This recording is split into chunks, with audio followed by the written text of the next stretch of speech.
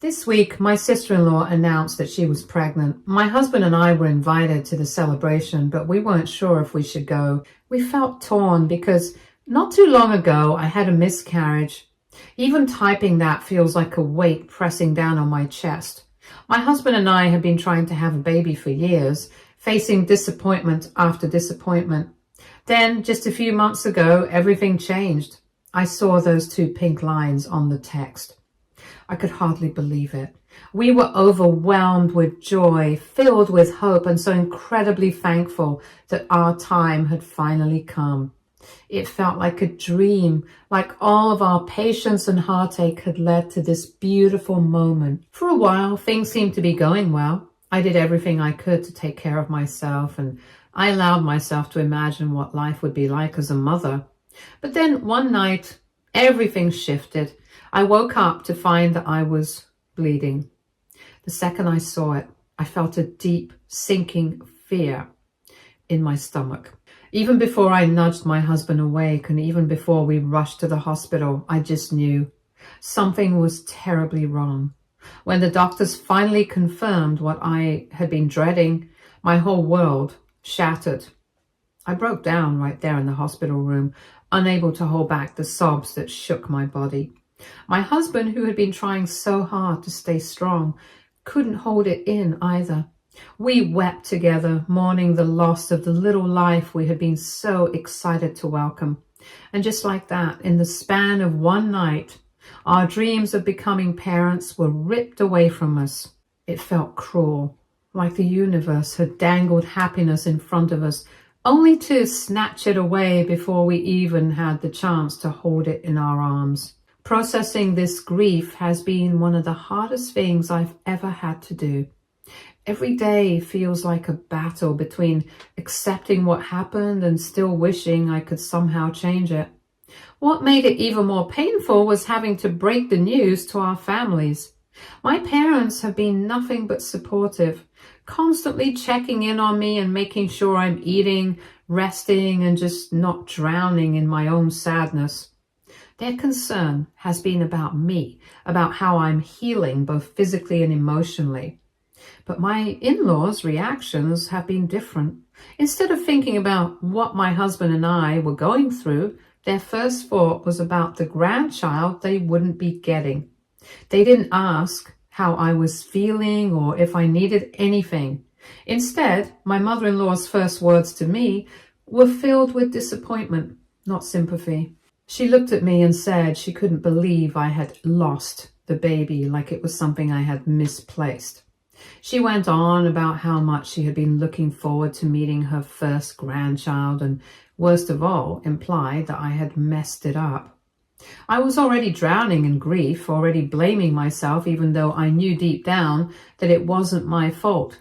But hearing those words from her, words so cold and lacking in empathy, felt like a knife twisting in an open wound. My husband didn't waste a second before calling his mother out for what she said. He was furious, and rightfully so. He made it crystal clear that she had no right to speak to me like that, especially when I was already going through something so painful. I could tell he was holding back so much anger, trying to stay respectful, but also making sure she understood that what she said was completely unacceptable. In response, my mother-in-law gave me one of those half-hearted apologies. She said she hadn't really thought so much before speaking, as if that somehow excused her cruel words.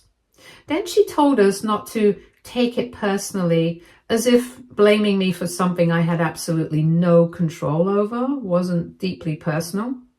Her words stung, and while I appreciated my husband standing up for me, I knew deep down that she probably wasn't truly sorry. She just wanted to smooth things over so the conversation could move on. If that wasn't frustrating enough, my sister-in-law's reaction to our loss was just bizarre. She never even checked in on me, never called to see how we were doing. All she did was send my husband a crying emoji in a text. That was it. No words, no acknowledgement of our pain, just an emoji. It felt so cold and distant, like she didn't know what to say, but also didn't care enough to try. Then, out of nowhere, this week, she called us and invited us to a lunch at her place.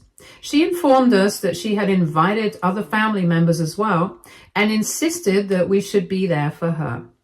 My husband and I had been avoiding family events lately, just because it's been too hard to be around everyone. But my sister-in-law wouldn't take no for an answer. She kept insisting that we had to come, saying it was absolutely necessary because she had a very important announcement to make. So, despite how emotionally drained and broken we've been feeling, my husband and I decided to go. We thought maybe being around family for a little while would be a nice change, something to help lift the heavy cloud that's been hanging over us. But that turned out to be a huge mistake. The lunch started off normal enough. We made small talk, tried our best to blend in, and kept to ourselves as much as possible. But then, out of nowhere, my sister-in-law stood up, cleared her throat, and with a huge smile on her face, she made her announcement. She was pregnant. The whole room erupted in gasps and excitement. People clapped, cheered, and rushed to congratulate her. Her boyfriend beamed proudly beside her. It was like a scene out of a movie, except instead of feeling happiness, I felt like the air had been sucked out of my lungs. She then looked around at everyone and explained that she and her boyfriend had just found out earlier this week. She said that after speaking to her gynecologist, they had decided to share the news with the family because they thought it would be a positive announcement after everything we had been going through. And then she turned to look directly at me and nodded. I froze. My mind went blank. I could feel the weight of everyone's eyes on me, their polite smiles and forced sympathetic glances, as if they were all waiting for my reaction. The nods of pity, the awkward silence in my direction, it was humiliating. I sat there, stunned, unable to process what had just happened. I couldn't believe it. I couldn't believe that my own sister-in-law had just used my pain as a stepping stone for her moment of joy. She could have announced it at any time, in any way, but instead she chose to frame her pregnancy as some sort of gift to our grieving hearts, as if her happiness was supposed to magically erase our sorrow, as if we should be grateful for this announcement. It was beyond cruel. It was humiliating, and in that moment, all I wanted to do was disappear. Seeing my expression, my sister-in-law quickly nodded. No offense to you, as if saying those little words meant I shouldn't feel hurt or humiliated. But how could I not? She had just put me in the most uncomfortable, painful situation, turning my grief into a backdrop for her joy. Before I could even process it, my mother-in-law jumped up from her seat, completely ignoring me, as if I wasn't even in the room. She rushed over to my sister-in-law, wrapping her in a tight hug, beaming with excitement. Finally, she gushed. My dream of having a grandchild is coming true. Hearing those words felt like a dagger straight to my heart. I had been pregnant too. For a short, beautiful moment, I had been carrying a life inside me. I had thought I would be the one to give her the first grandchild. But that dream had been cruelly taken away, and now, hearing her say those words as if my pregnancy never even existed, as if it didn't matter at all, God, it hurt. I turned to look at my husband, and I could see it in his face too, the sadness, the frustration, the anger he was trying hard to suppress. He reached for my hand under the table, giving it a comforting squeeze, and in that small gesture, I knew he felt just as awful as I did. We both stayed silent. We didn't say a word. Of course, I could have spoken up. I could have called my sister-in-law out for talking about our miscarriage so openly like that. Let her and mother-in-law know how cruel and inconsiderate they were being, but I didn't. Not because I didn't have anything to say, but because I didn't want to take away from her moment. This was her pregnancy announcement, and no matter how hurt I was, I didn't want to be the reason the focus shifted. So I swallowed my pain. I sat there in silence, listening to their cheers, their congratulations, their excitement, as if my loss had never happened. Everyone was completely focused on my sister-in-law, showering her with attention and praise. My mother-in-law was practically glowing with excitement, and my sister-in-law and her boyfriend were basking in it, clearly enjoying being the center of it all. Sister-in-law kept going on and on about how happy she was, how this was her lifelong dream come true, how she had spent her whole life preparing to become a mother. And then she said something that completely floored me. With a bright smile, she announced, "I've already thought about what I want to name my baby once it's born. If it's a girl, I'll name her Micah, and if it's a boy, I'll name him Michael." She paused, looking around the room dramatically before adding, "Of course, this is in honor of my brother's late child. It's a tribute to them." The room went silent for a brief second before people started nodding, murmuring things like, "Oh, how thoughtful," and "That's so sweet of you." But me and my husband didn't feel the same way. For context, my husband and I were supposed to name our daughter Micah. We had spent so much time talking about it, imagining what she would be like, picturing the day we would finally hold her in our arms and call her by name. It was our name, the name of the daughter we had desperately longed for, the child we had prayed for, the baby we lost. But now, sister-in-law had decided to name her unborn child after my baby, the one I lost, the one I was still mourning, the one she had never even acknowledged before this moment. And she was acting like it was some kind of gift to us, as if it was something we should be grateful for. I felt sick and angry. This wasn't a tribute. This wasn't kindness. This was her twisting our pain into something that made her look good, something that turned our grief into her story. And the worst part was that no one else seemed to see the problem with it. My husband, still gripping my hand, turned to my sister-in-law and firmly asked, "Why would you do something like this?" His voice was calm, but I could hear the strain behind it, the frustration bubbling just beneath the surface. Without missing a beat, my sister-in-law responded that she wanted to make sure everyone remembers our daughter, the one we had lost. She claimed that by naming her own child Micah, or Michael, she was keeping our baby's memory alive. She also added that she loved the name, and that since we weren't going to be using that name anymore, she felt it was okay to take it for herself. My mother-in-law added that she supported my sister-in-law's decision and that it was a very sweet thing to do. I felt my breath hitch and my eyes stung with tears. How could they be this cruel? At that moment, I couldn't take it anymore. My chest felt tight and my hands were trembling, and I knew if I stayed there any longer, I would completely break down in front of everyone. So I quickly excused myself, mumbling something about needing a moment, and rushed to the washroom before anyone could stop me. The second I shut the door behind me, the tears spilled over. I covered my mouth with my hands, trying to stifle my sobs, trying to steady my breath, but it was useless. The pain was too overwhelming. I knew that technically my sister-in-law could name her child whatever she wanted. No one could stop her from choosing any name she liked. But that wasn't the point. The point was that she had chosen to take our name, our daughter's name, and acted like she was doing us some kind of favor. She never asked us to see how we felt about it. Instead, she blindsided us, announcing it in front of the entire family, making it sound like some grand, heartfelt tribute, when in reality, it just felt like another way for her to center herself in our tragedy. How could she not see how painful this was for us? How could she not understand that this wasn't an honor? It was a reminder, a constant reminder of what we had lost, of what we would never get to have. However, not even a moment later, mother-in-law and sister-in-law started banging on my door, loudly asking me why I had rushed off to the washroom and claimed that I was making a scene. I wiped my face as best I could and took a deep breath and hesitantly opened the door.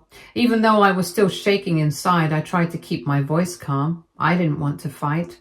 I didn't want to make things worse, so I softly apologized and explained that I just needed a little time to myself. But my sister-in-law wasn't having it. She folded her arms, narrowed her eyes at me, and then with a completely straight face asked, "Why, aren't you happy that the name you chose for your daughter is finally going to come to some use now?" And that was it. That was the moment I snapped. I looked her dead in the eyes, my voice shaking with anger and hurt, and I told her, "You have no right to use my daughter's name. No right at all. My husband and I just lost her.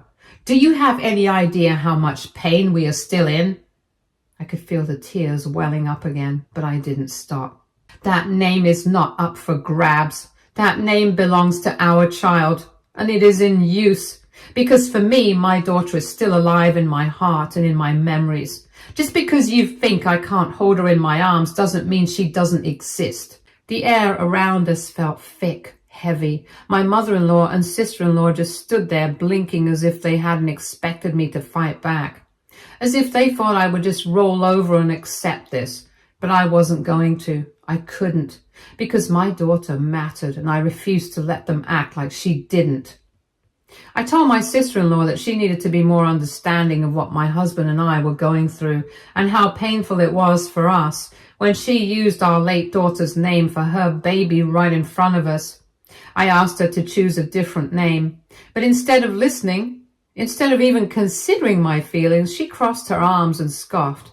"You're being overdramatic," she said.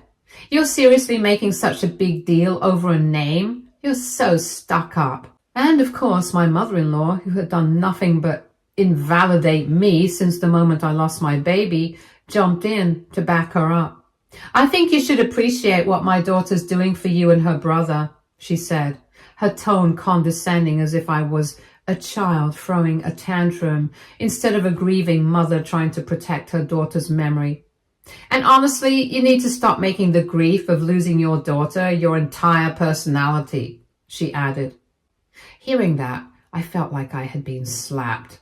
My entire personality? Was that really how she saw me? Did she really think I enjoyed feeling like this? That I wanted to be drowning in this grief every single day? I wasn't choosing to be broken. I was broken. Instead of supporting me, instead of even pretending to care, they were treating me like I was the problem, like I was the one making things difficult. Thankfully, my husband had heard everything, so had the rest of the guests, and before I could even say another word, he was already at my side, stepping in between me and his family like a shield. His voice was firm and unwavering. "Back off," he told them, his eyes dark with anger. I could feel the tension radiating off of him. He was barely holding himself together, just like me. He turned to his sister, his voice thick with emotion. "I really, really hope you never have to go through what we went through. I wouldn't wish that kind of pain on anyone, not even you. Because if you ever lost your child the way we lost ours, you'd finally understand just how cruel you're being right now." The room fell silent. My sister-in-law's smug expression faltered for just a second. Then my husband turned to his mother, his hands clenched at his sides. "And you, don't you dare tell my wife that she should be grateful for this. What exactly should we be grateful for? That my sister took our daughter's name without even speaking to us first? That she sprung it on us in front of everyone like it was some kind of grand gesture when it was actually just deeply hurtful?" No one spoke. No one even moved. It was as if the entire room was holding its breath. "You keep acting like this is some kind of tribute, like this is something for us," my husband continued, his voice shaking with restrained fury. "But it's not. My sister decided this all on her own without caring about how we felt. And now you're telling my wife that she should be grateful? That she should just accept it? No, that's not happening." I had never felt more grateful for my husband than I did in that moment. He wasn't just standing up for me. He was standing up for our daughter too, for the love we had for her, for the pain we were carrying every single day. He turned back to me then, his face softening just a little. He reached for my hand and held it tightly as if to say that he had my back. He simply turned to the rest of the family and let them all know, loud and clear, that we were leaving, while mother-in-law and sister-in-law kept arguing, their voices rising as they tried to justify themselves. At that point, father-in-law, looking overwhelmed, tried to step in and calm everyone down.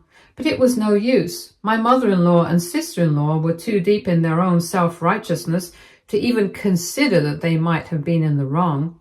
Without another word, my husband took my hand and led me out there. I didn't even realize how tightly I had been holding my breath until we finally stepped outside into the fresh air.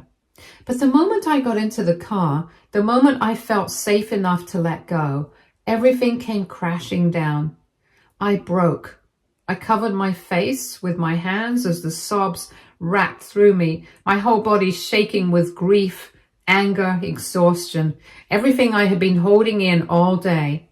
My husband didn't say anything. He just reached over, held my hand, and let me cry. Since that day, we've kept our distance from his family. My husband and I have been spending a lot of time together, just the two of us, leaning on each other and trying to heal in our own way. We haven't responded to mother-in-law or sister-in-law. We've been ignoring them because honestly, there's nothing left to say. The only one who has reached out is my father-in-law. He called my husband and me privately and actually apologized for everything. He told us he was sorry for the way things unfolded, for how insensitive mother-in-law and sister-in-law had been. I could tell my husband appreciated it, but at the same time, it didn't erase what had already happened.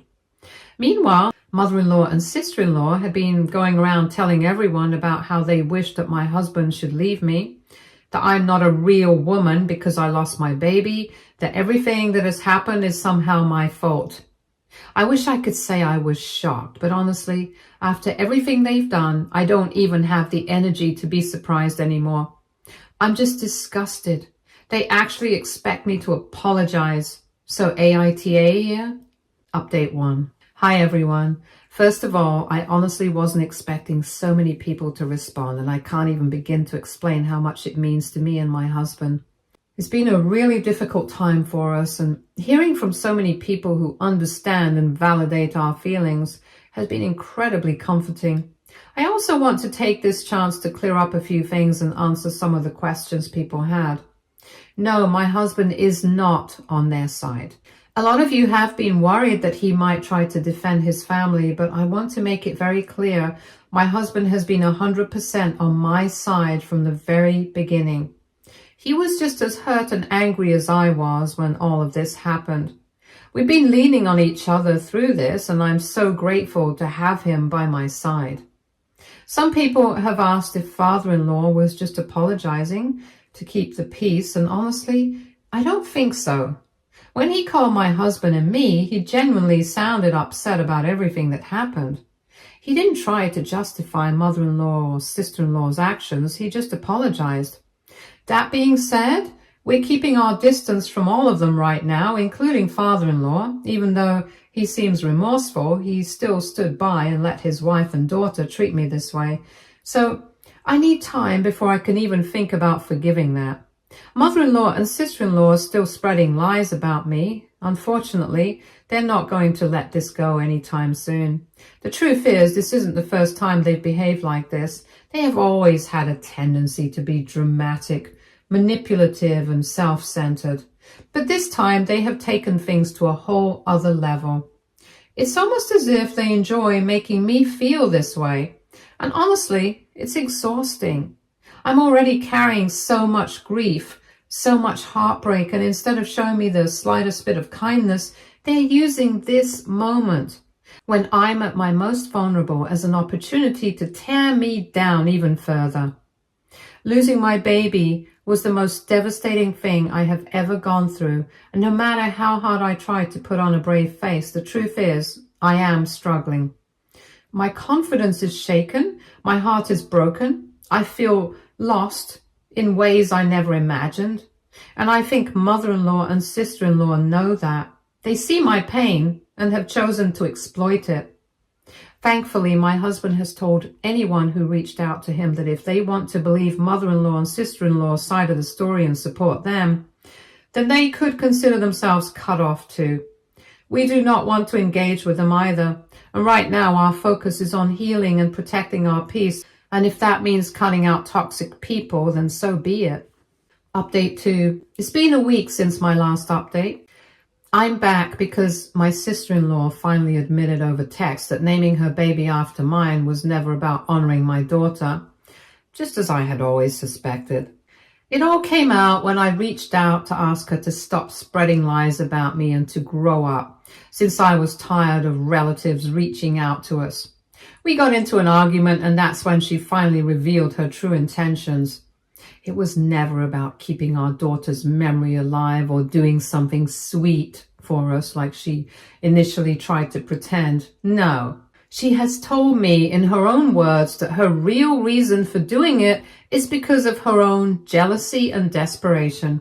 Sister-in-law admitted that ever since I got pregnant, she has felt envious and insecure because she has always wanted to be the one to bring the first grandchild into the family. She saw my pregnancy as some sort of challenge, like a competition she had to win. And she couldn't stand the fact that I was getting attention for something she hadn't yet experienced herself. And then, when I lost my baby, she saw it as an opportunity in the most disgusting, heartless way possible. She has admitted to me that she saw my miscarriage as a way to one-up me. She wanted to prove that she was better than me, that she was the one who would get the family's love and excitement for having a baby, not me. So the name wasn't a tribute, it was a power move. It was her way of taking something from me, of proving that she was the better one, and that I meant nothing in comparison to her. I cannot even put into words how disgusted I felt reading her texts. I knew she was selfish. I knew she lacked empathy. But to admit something like this, to put it in writing with no shame, no remorse, is beyond anything I could have imagined. I used to think that maybe she was just ignorant, just clueless about how much she was hurting me. But now I know the truth. She wanted to hurt me. She wanted to make me feel small. And that is something I will never, ever forgive. Update 3. Hey everyone, I just wanted to come back with one last update because my husband and I have finally made the decision to permanently cut off mother-in-law and sister-in-law from our lives. However, before doing that, we decided that the truth needed to be revealed. For too long, mother-in-law and sister-in-law have been twisting the narrative. They've been going around playing the victim, spreading lies about me, acting like I'm causing unnecessary drama when in reality, they are the ones who have been relentlessly bullying me during the worst period of my life. Also, after what my sister-in-law admitted to me, my husband decided that we needed to expose them and make everyone see the truth about mother-in-law and sister-in-law. So my husband took screenshots of all the vile, heartless messages sister-in-law had sent me. The ones where she admitted that naming her baby after our daughter was never about honoring her, but about one-upping me. The ones where she openly stated that she wanted to put me in my place, where she mocked my miscarriage, and where she gloated about being the one to bring the first grandchild into the family. And then he sent them to the family group chat. He also wrote a detailed message explaining everything. He laid it all out. How mother-in-law and sister-in-law had been tormenting me ever since we lost our baby. How they had gone so far as to call me not a real woman behind my back. And how they had been bullying me for something that was already breaking me apart inside. Suffice it to say, people were horrified, absolutely disgusted, especially the women in the family. Many of them are mothers themselves, and when they saw those messages, they couldn't believe how heartless and malicious mother-in-law and sister-in-law had been towards me. Several of them immediately started calling sister-in-law and mother-in-law out, asking them how they could be so cruel, how they could justify treating me like this, and why they would ever think something like this was okay. Sister-in-law, of course, tried to frantically defend herself, claiming that we were twisting her words and that it wasn't that serious. But the messages spoke for themselves. There was no twisting anything. Her own words condemned her. Mother-in-law, on the other hand, tried to go with her usual tactic of acting like she didn't mean any harm. She claimed that she was just excited about her grandchild and that we were being unfair to sister-in-law, but nobody's buying it anymore. After exposing them, my husband and I decided to block mother-in-law and sister-in-law permanently. We are officially done with them. Ever since this fiasco, most of the family has distanced themselves from mother-in-law and sister-in-law. After seeing the truth, they still have a few flying monkeys defending them, but we don't care. We are no longer part of their toxic mess. Stay tuned for more stories from our girl relationships.